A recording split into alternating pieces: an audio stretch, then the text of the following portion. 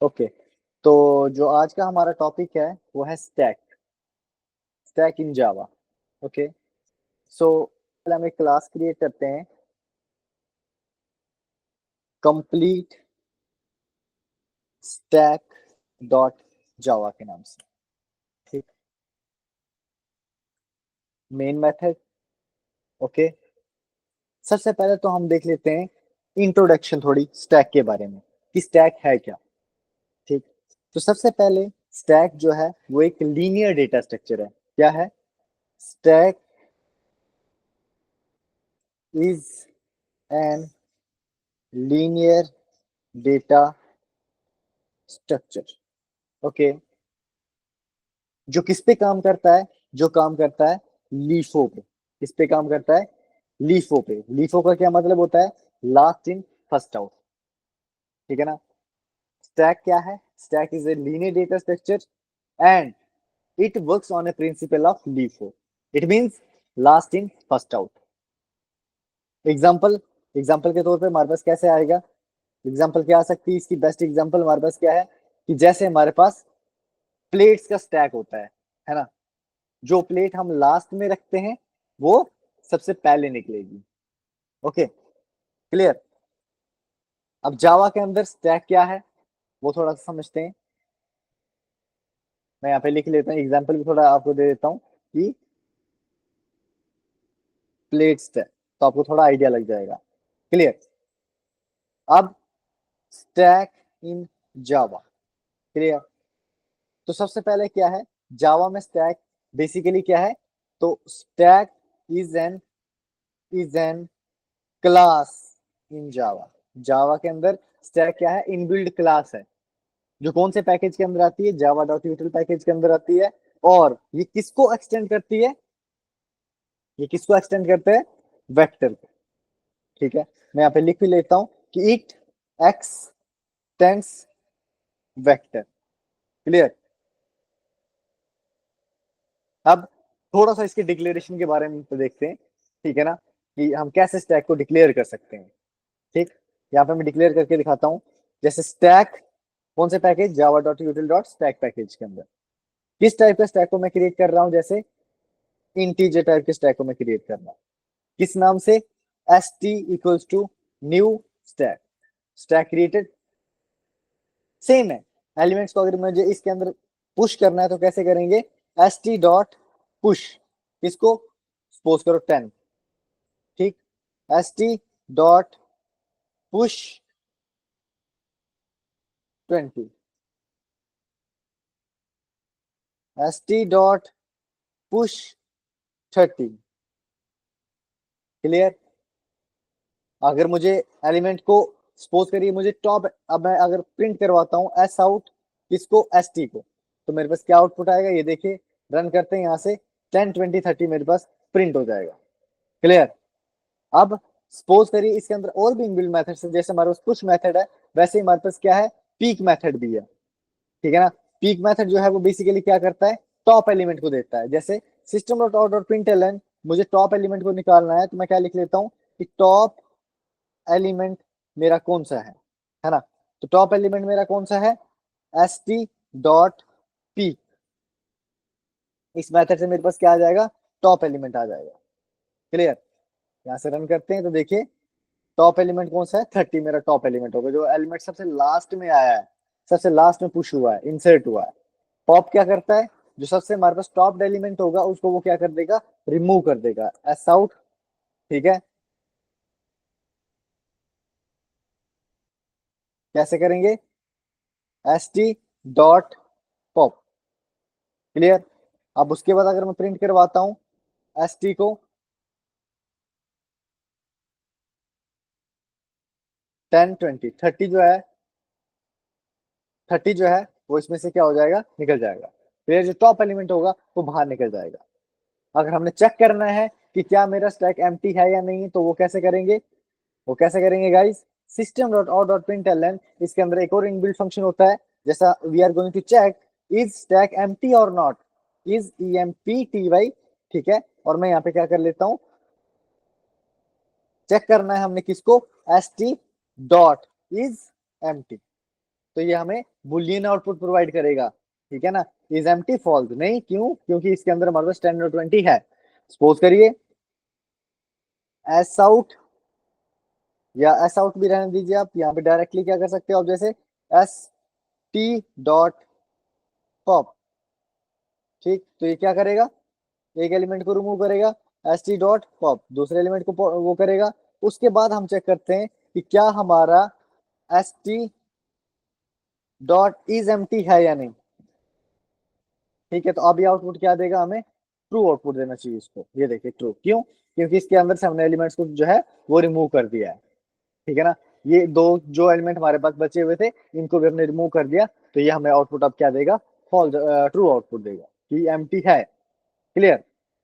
इसके अंदर जो जो इंपॉर्टेंट मेथड्स हैं कौन कौन से हैं, एक पुश मेथड है जो एलिमेंट्स को ऐड करता है, पॉप एलिमेंट है जो एलिमेंट को रिमूव करता है लेकिन टॉप एलिमेंट को रिमूव करता है, एक पीक होता है, अगर हमने टॉप एलिमेंट को व्यू करना है तो पीक मेथड से हम कर सकते हैं।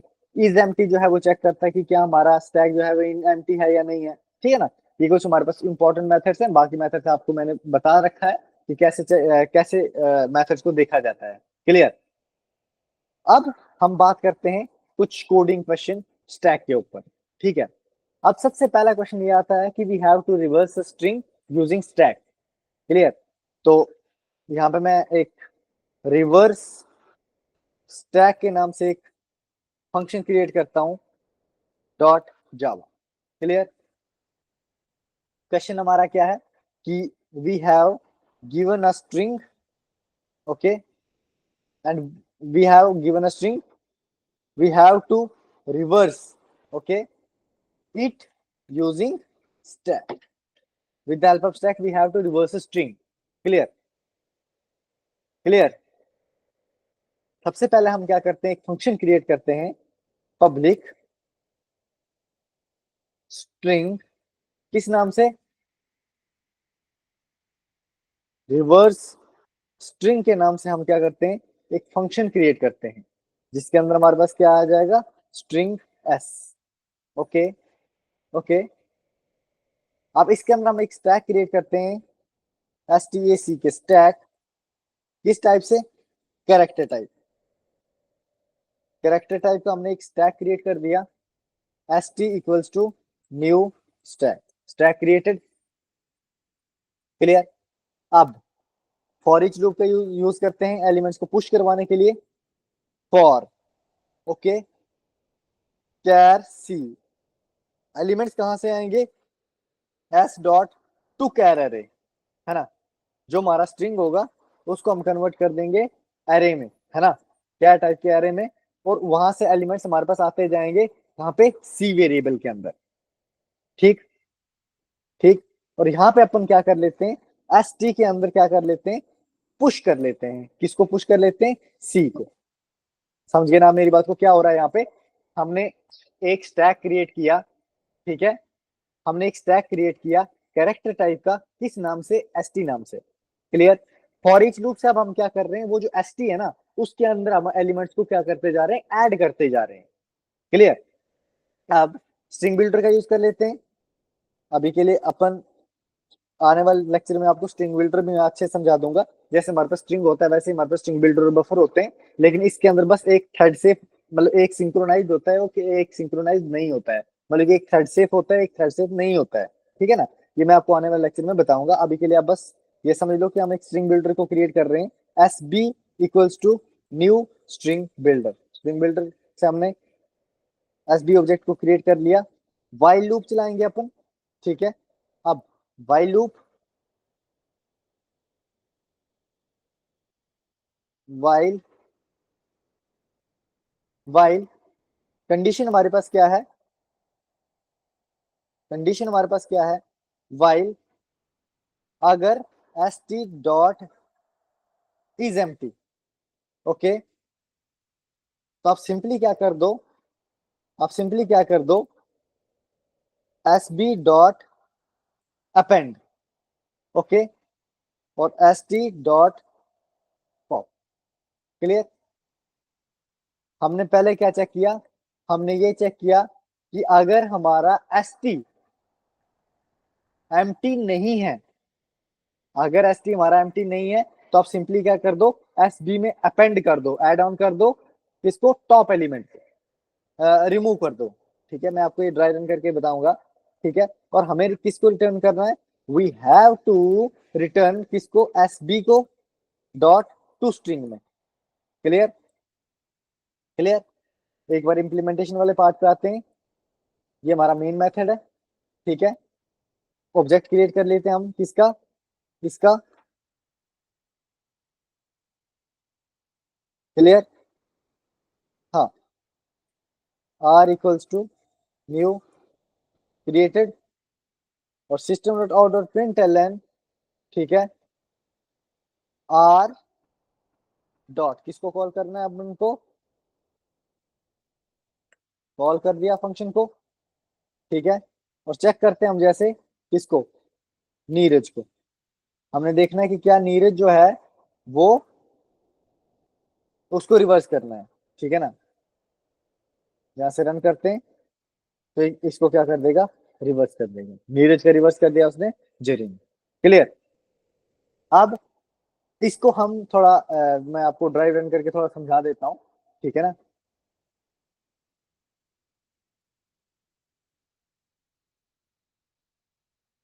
इसको थोड़ा ड्राई रन करके मैं आपको बता देता हूँ कि ये कैसे काम कैसे कर रहा है। ठीक है, अब सबसे पहले जैसे हमारे पास क्या, हमने इनपुट ले लिया नीरज। हमने क्या करना है, we need to reverse it using stack. Clear. सबसे पहले हमने क्या किया, एक स्टैक क्रिएट किया। सबसे पहले हमने क्या किया, एक स्टैक क्रिएट किया। यहाँ पे ध्यान देना, यहाँ पे हमने यहाँ पे एक स्टैक क्रिएट किया कैरेक्टर टाइप का, S equals to new stack. Clear. अब मतलब कि एस इक्वल्स टू नीरज है ना। सबसे पहले एस इक्वल्स टू नीरज है। स्टेप स्टेप बाय स्टेप चलेंगे हम। स्टेप पहले में हम क्या कर रहे हैं, इनपुट ले रहे हैं नीरज, एस के अंदर नीरज वैल्यू जाएगी, है ना। अब स्टेप टू में क्या होगा कि जो भी हमारे कैरेक्टर्स हैं इस नीरज के अंदर, वो पुश होंगे कहाँ पे, स्टैक के अंदर। मतलब कि पहले आइट्रेशन होगी, एन आएगा, फिर ई आएगा, फिर ई आएगा, फिर आर ए आएगा, फिर ए आएगा और फिर जे आएगा। आप समझ रहे हो मेरी बात को, कैसे हो रहा है ये मतलब कि एन पहले एरे के अंदर जाएगा। ठीक है ना, यहाँ पे एन पहले एरे के अंदर जाएगा, फिर ई आएगा, फिर ई आएगा, फिर ई आर आएगा, फिर ए आएगा, फिर जे आएगा। ठीक। स्टेप थर्ड के अंदर क्या होगा, pop elements and we are going to build reverse string, है ना। यहाँ पे क्या होगा मेरे पास, बेसिकली हमारे पास बेसिकली क्या होगा कि सबसे पहले वो क्या करेगा, पॉप करता जाएगा एलिमेंट्स को और रिवर्स स्ट्रिंग बिल्ड करता जाएगा। उसके लिए हमने एस बी का यूज किया है। ठीक है ना, मतलब कि पहले पॉप वन जब होगा तब क्या होगा, टॉप एलिमेंट कौन सा होगा, एन डब्ल्यू आर ए जे, जे होगा, तो रिजल्ट में क्या आएगा, जे आ जाएगा, है ना। फिर पॉप टू में क्या होगा, ए आएगा, क्योंकि जे तो रिमूव हो गया ना, ए आएगा, तो क्या वो कर देगा, ऐड कर देगा, जे ए हो जाएगा अब। फिर तीसरे में आर को करेगा वो, है ना, तो रिजल्ट में क्या आ जाएगा, जे ए आर आ जाएगा। फिर पॉप फोर में क्या होगा, ई होगा, तो रिजल्ट में क्या आ जाएगा, जे ए आर ई आ जाएगा, है ना। पॉप फाइव के अंदर क्या आ जाएगा, ई आ जाएगा, रिजल्ट के अंदर जे ए आर डबल ई आ जाएगा। पॉप सिक्स के अंदर हमारे पास क्या आएगा, एन आएगा, और वो क्या कर देगा, J A R double E N कर देगा। ठीक है ना, तो इसलिए हमारा फाइनल आउटपुट जो होगा वो J A R double E N होगा। मुझे लगता है कि अब इसमें कोई भी आपको डाउट का वो नहीं होना चाहिए। क्लियर। नेक्स्ट क्वेश्चन पे आते हैं। ठीक है, कि हमने चेक करना है वैलिड पैरेंथेसिस। ठीक है ना, लीड कोड की प्रॉब्लम नंबर 20 है ये। क्लियर, लीड कोड की प्रॉब्लम नंबर ये 20 है। ठीक है, इसको एक बार परफॉर्म करके देखते हैं कि ये क्या कह रही है। ठीक है ना, basically we have to check brackets, कि क्या जो हमारी ब्रैकेट्स हैं वो बैलेंस हैं या नहीं। ठीक है ना, एक बार हम पहले क्वेश्चन को समझ लेते हैं अच्छे से। ठीक है ना, उसके बाद हम कोड पे भी आएंगे।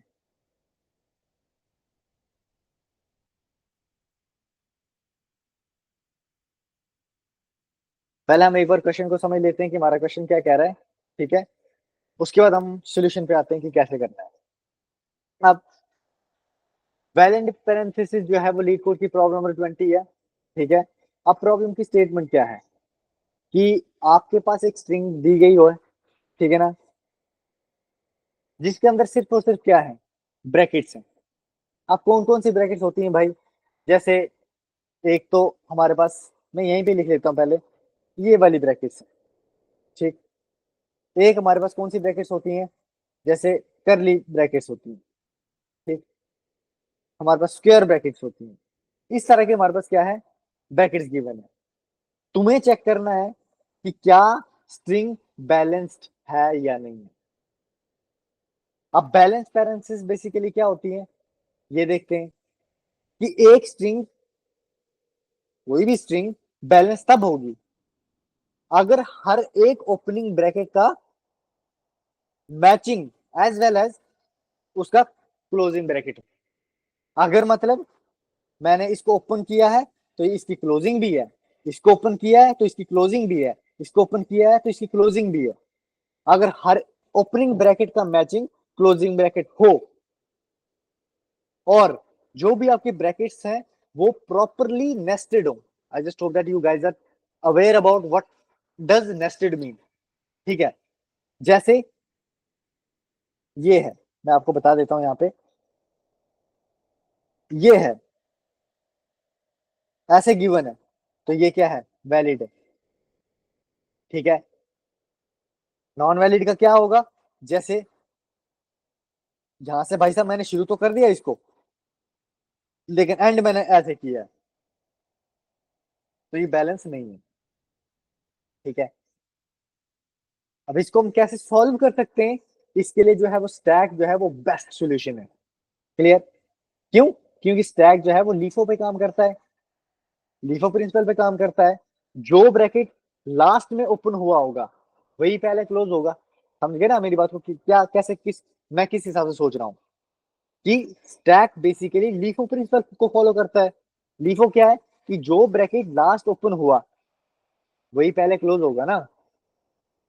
जैसे अगर तुम रियल लाइफ में हम प्लेट्स को यूज करते हैं, वही वाला है ना, कि जो प्लेट सबसे लास्ट में आएगी तो वो सबसे पहले जाएगी भाई, है ना। एल्गोरिदम, क्या एल्गोरिदम रहेगा, हम एक नई क्लास को क्रिएट कर लेते हैं यहाँ पे इस नाम से, वैलिड PAR स्टैक डॉट जावा के नाम से मैंने एक क्लास क्रिएट, रिनेम कर लेते हैं,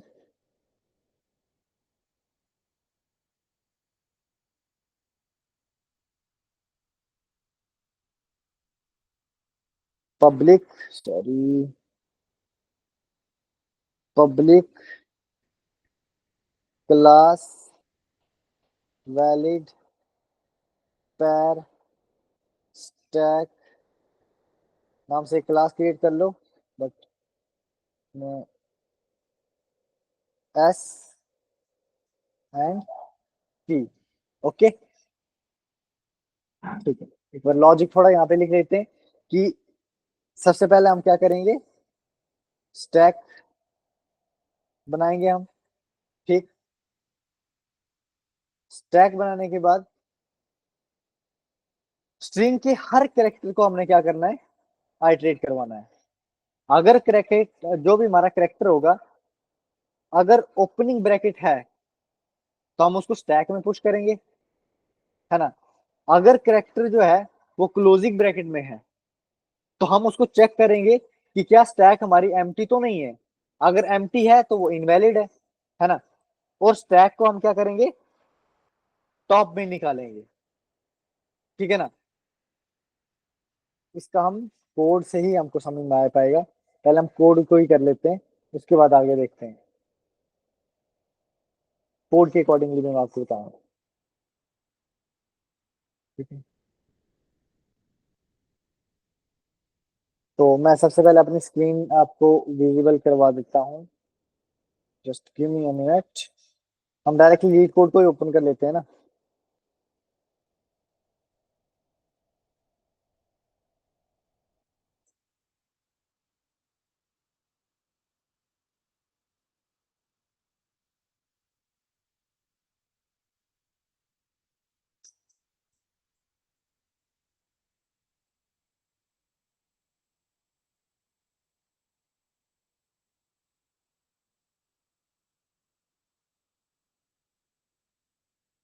स्क्रीन विजिबल है? Okay okay okay.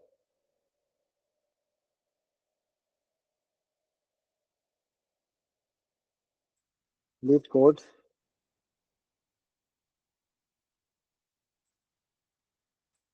20 valid parenthesis. Okay, ये हमारी प्रॉब्लम है। ठीक है, इसको हम देखेंगे। ठीक है, यहीं पे कोड कर लेते हैं ताकि जो भी हमें एक्सेप्शन आएगा तो हम यहीं पे ही देख लेंगे। ठीक है,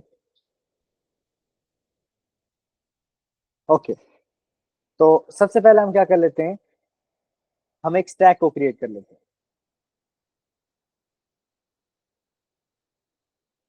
stack of type character. Okay, st equals to new stack. Stack create हो गया। ठीक, फॉर ईच लूप का यूज कर देते हैं हम। फॉर, यहाँ पे हम क्या लिखेंगे, कैर सी। एलिमेंट्स कहाँ से आएंगे, S dot to char array. Okay, now सबसे पहले हम क्या करेंगे, ओपनिंग, जो भी हमारी ओपनिंग ब्रैकेट्स होंगी उनको हम पुश कर देंगे। कंडीशन लिखते हैं कि अगर अब सी इक्वल टू है किसके बराबर, इसके बराबर। ओपनिंग ब्रैकेट है ना। ठीक है, दूसरी कंडीशन के लिए, और अगर सी जो है वो इक्वल टू है किसके बराबर, ओपनिंग वाली बात कर रहे हैं ना हम, तो इसके बराबर। और अगर सी जो है वो इक्वल टू है किसके बराबर, इसके बराबर। ठीक, तो हम सिंपली क्या कर देंगे, एस टी के अंदर पुश कर देंगे सी को। ठीक, एक कंडीशन ये होगी हमारी। एल्स कंडीशन, एल्स में क्या होगा, अगर स्टैक हमारा एम्प्टी है तो उसको क्या बोल देंगे हम, कि वो फॉल्स मतलब इनवैलिड। ठीक है, कि अगर S T dot is, sorry, अगर एस टी हमारा जो है वो एम्प्टी है तो इसका क्या मतलब है, फॉल्स। टॉप के लिए हम क्या करेंगे, टॉप नाम का वेरिएबल ले लो, एस टी डॉट पॉप। ठीक, क्लियर। अब मैचिंग हम चेक करेंगे, तो वो कैसे करते हैं, इफ कंडीशन लगाएंगे हम यहाँ पे।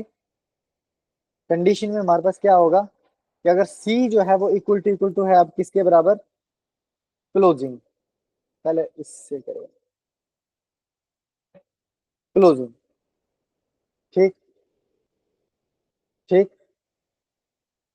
एंड अगर टॉप जो है वो नॉट इक्वल टू है किसके बराबर, इसके बराबर। ठीक, ठीक, एक कंडीशन हमारी ये होगी, और दूसरी कंडीशन क्या होगी हमारी, अगर सी जो है वो इक्वल टू है इसके बराबर, इसके बराबर। एंड दूसरी कंडीशन, कि टॉप जो है वो नॉट इक्वल टू है किसके बराबर, टॉप जो है वो नॉट इक्वल टू है किसके बराबर। ठीक, तो इसका क्या मतलब है, एक और कंडीशन हमारे पास क्या आ जाएगी, कि अगर सी जो है वो इक्वल टू है किसके बराबर। ठीक, एंड, कहाँ गया, एंड टॉप जो है वो नॉट इक्वल टू है किसके बराबर। ठीक, तो भी हम क्या कर देंगे, तो भी हम रिटर्न कर देंगे इसको, फॉल्स को। ठीक है, अगर स्टैक एम्प्टी है वैलिड है, नहीं तो हम सिंपली क्या कर देंगे, रिटर्न कर देंगे किसको, कि जो S T dot is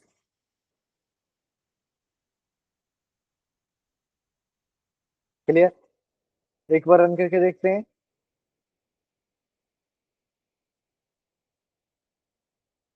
compilation error क्या बता रहा है यहाँ पे, लाइन नंबर कहाँ पे बताया इसने, 10 में। ठीक है। ओके, यहाँ पे क्या दिक्कत आई इसको। Okay, if C equals to this,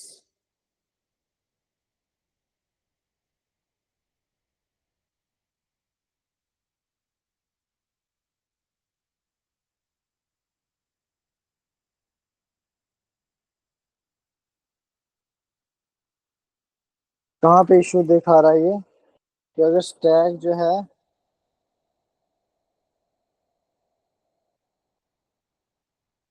okay okay okay okay, अच्छा, जो हमने क्या लिखा है कि ठीक है ठीक है, if C equals to this, हमने पैरेंथेसिस की प्रॉपर ग्रुपिंग नहीं कर रखी है।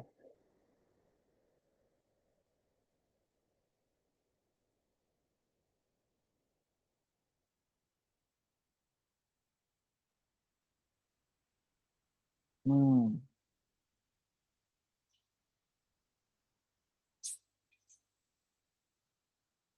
ओके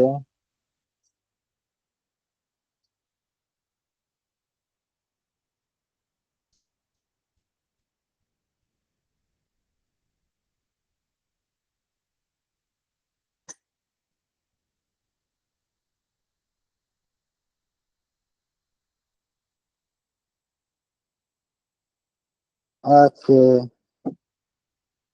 थोड़ा सा गड़बड़ हो गया हमारे साथ, ठीक है ना, तो इसके बाद ये होगा ना। ओके, छोटा सा मिस्टेक है। हाँ, ठीक है,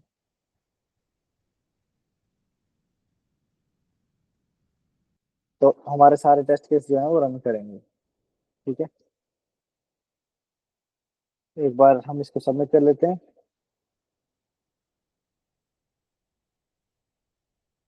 तो ठीक है, क्लियर। तो आज के लेक्चर के लिए गाइस इतना ही। Thank you so much for watching this video.